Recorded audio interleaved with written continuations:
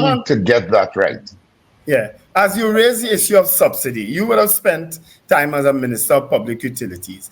Last week, we would have interviewed the head of the Energy Chamber, Dr. Dax Driver, concerning a comment that he had made, that he cleared up, in terms of removing the subsidy for certain levels of people in the for electricity rates. I think he said for people using 2,000 kilowatts and more per cycle. I think he also quoted a figure of about 84,000 residents who would not be a beneficiary of that particular subsidy anymore. What are your thoughts on that? Well, I totally agree with that. Let me say that. I think, for example, let me give you some statistics as I recall. They might have changed now, but on that particular topic, we in Trinidad there are about 420,000 consumers of electricity, right? About 260 to 300 of that amount, probably about 60% of the people who are using electricity in Trinidad and Tobago, bills are below $300 a month, a quarter. $300. So there are lots of people in Trinidad and Tobago, who get a subsidy and who actually who manage their electricity or do not have the types of equipment that pulls a lot of electricity.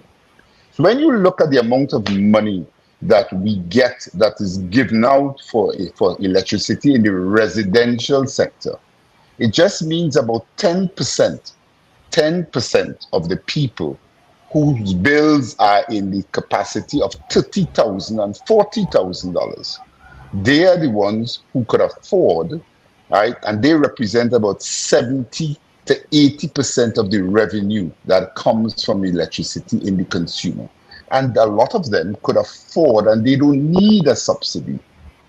So you have close to 260 to 270 people in Trinidad and Tobago whose bills are below $300. Yet still you have people with bills at $30,000 and $40,000 and $45,000. So when you're giving cheap gas to give everyone cheap electricity, you clearly need to manage that distribution. Continue to ensure that some people need cheap electricity, and I am not advocating for those people to have to pay more. But I also believe that the subsidies that is also passed on to everyone, for the individuals who could pay a lot more, the rich people, that they should have to pay. And then we have to take that money and pass it on to other areas in the economy that needs that type of money. We talk about crime. Crime is on the lips of everyone in Trinidad and Tobago. But when you go to the allocations in some of these secondary schools, these poor challenged secondary schools, there are lots of money needed in those areas. The youth programs, we need to have more. We are doing a lot. Fantastic work being done with MyLAC, MyCap, and all of these programs, agriculture initiatives being done with Foster Cummings. However, we need to put more funding to get those people and those young people employed, right? And support programs like that, especially in some of our challenge areas. So there's a reallocation that is required.